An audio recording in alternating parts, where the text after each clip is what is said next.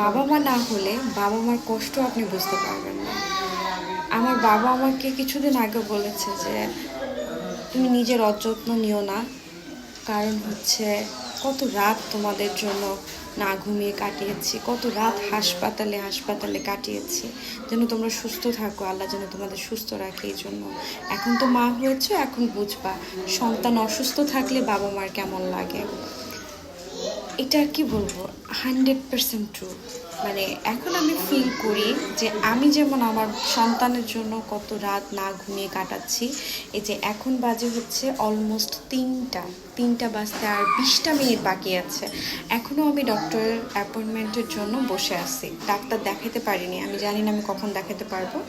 যদিও হচ্ছে সম্মানীয় ডক্টরটি হচ্ছে শিশু বিশেষজ্ঞ, যিনি হচ্ছে ফেসবুকে ভাইরাল, যার কারণে হচ্ছে অনেক পেশেন্ট আসে এবং হচ্ছে উনি ঢাকায় সপ্তাহে একদিনই দেখান, যার কারণে হচ্ছে অনেক রাশ থাকে, সহজে রিচ করা যায় না।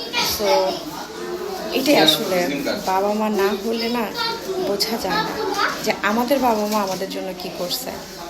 তো আসলে এটাই এতক্ষণ চিন্তা করতেছিলাম যে আমাদের বাবা মা আমাদের জন্য কতই না রাত জেগেছিল, কতই না কষ্ট করছে, কতই না হচ্ছে মানে কত না মানে অর্ঘুম বা হচ্ছে ঘুম ছাড়া রাত কাটিয়েছে। এটা আসলে যে আমাকে দেখে বুঝতে পারছি, আমি কিন্তু তাকাইতে পারতেছে না। মানে সারাদিনে ক্লান্ত বা সারাদিনে যে টায়ার্ডনেস, ওটাও আসলে আমার মানে কি বল